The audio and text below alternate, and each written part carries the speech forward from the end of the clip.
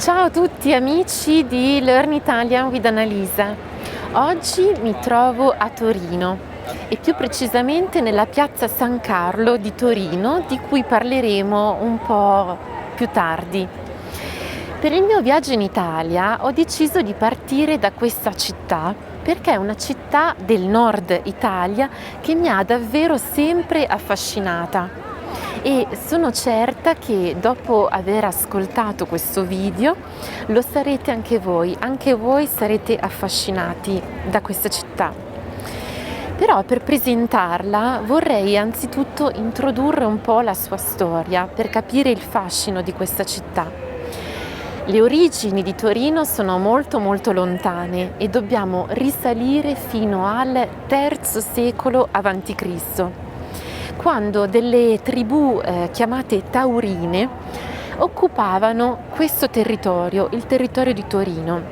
Oggi ovviamente questo lontano passato non è quasi più visibile, però se pensate alla parola Taurine e anche al nome del territorio che occupavano queste tribù, che era Taurasia, possiamo forse notare qualcosa, cioè nel nome Toro, cioè nel nome Torino e Taurasia, vediamo che c'è questo nome che le accomuna, Toro, cioè dal latino Taurus. E in effetti, anche se oggi questo lontano passato non è più visibile, lo possiamo però ancora riscontrare nel nome che ancora oggi porta la città. Quindi le origini sono estremamente lontane nel tempo. Nei secoli successivi Torino cambia completamente la sua faccia, perché siamo intorno al 20 a.C. e Torino diventa una città dell'Impero Romano. L'Impero Romano occupa questo territorio ed è a questo punto che Torino diventa una città, un insediamento completamente strategico. Totalmente strategico, perché? Perché si trovava ai confini di quello che era l'impero romano di quel tempo. Parlando della storia della città di Torino, non possiamo non parlare, non menzionare una casa reale che ha costruito, che ha veramente fatto la città che vediamo oggi. E sto parlando della dinastia reale, della casa reale dei Savoia. I Savoia erano appunto una dinastia reale che inizia a governare in questo territorio a partire dal X secolo e diventa sempre più importante, tant'è che intorno al 1400 Torino diventa la capitale di questa casa reale, i Savoia. I Savoia sono importantissimi non solo per la storia più antica, ma anche per la storia più recente, e lo vediamo tra poco. Quello che però è importante di questo periodo in cui governavano i Savoia è che la Casa Reale dei Savoia chiama a Torino per costruire la città i più grandi architetti e i più grandi artisti di quel tempo. E arrivano a corte e danno alla città di Torino la struttura che ancora oggi possiamo ammirare. È una struttura, lo vedremo, lineare. Le strade di Torino sono larghe, sono dritte, hanno questi viali molto nobili e poi si aprono su delle grandi piazze in cui si respira molto cielo, molta aria. E sono delle strade, c'è un'urbanistica, una struttura che è proprio particolare e che non si ritrova nelle altre città italiane. Per questo Torino è davvero speciale e possiamo dire che Torino forse è una delle città più aristocratiche d'Italia, proprio per questa ragione, perché viene costruita attraverso le comande, gli architetti, gli artisti della Casa Reale dei Savoia.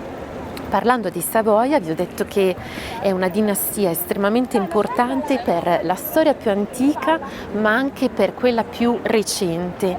è importante non solo per la storia di Torino, non solo per la storia del Piemonte, che è la regione in cui si trova Torino, ma per la storia di tutta l'Italia intera.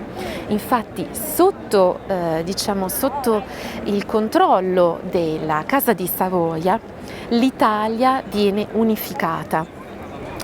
Attraverso la Casa di Savoia, l'Italia, tutti gli italiani, diciamo così, si riuniscono per cercare un'indipendenza e cercare di mandare via, cacciare gli occupanti, i nemici che al tempo occupavano l'Italia. Siamo infatti nel XIX secolo. Nel 1800 l'Italia non è ancora un paese unito, è formata di tanti piccoli stati indipendenti e c'erano alcune potenze straniere che occupavano il paese, come ad esempio gli austriaci nel nord Italia o i Borboni nel sud Italia. Ebbene, tutta l'Italia, tutti i vari staterelli cercano l'indipendenza del paese affidandosi al controllo dei Savoia, ed è così che Torino diventa la prima capitale dell'Italia unita, del Regno d'Italia unito.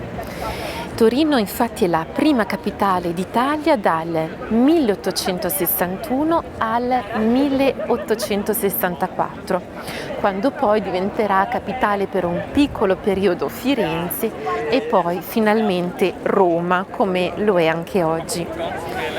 Benissimo, dicevo all'inizio del video che ci troviamo nella piazza San Carlo. Allora, dopo vi invito a guardare meglio questa piazza e possiamo però dire che questa piazza è stata voluta da una regina francese, Maria Cristina, che era sposata con un Savoia e ha voluto ricreare una piazza francese, una piazza come era la sua Parigi, che probabilmente le mancava, ed è per questo che ritroviamo questa piazza che ricorda un po' la struttura della capitale francese.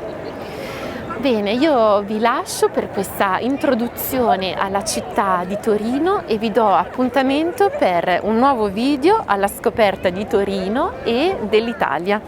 Ciao a tutti e a prestissimo!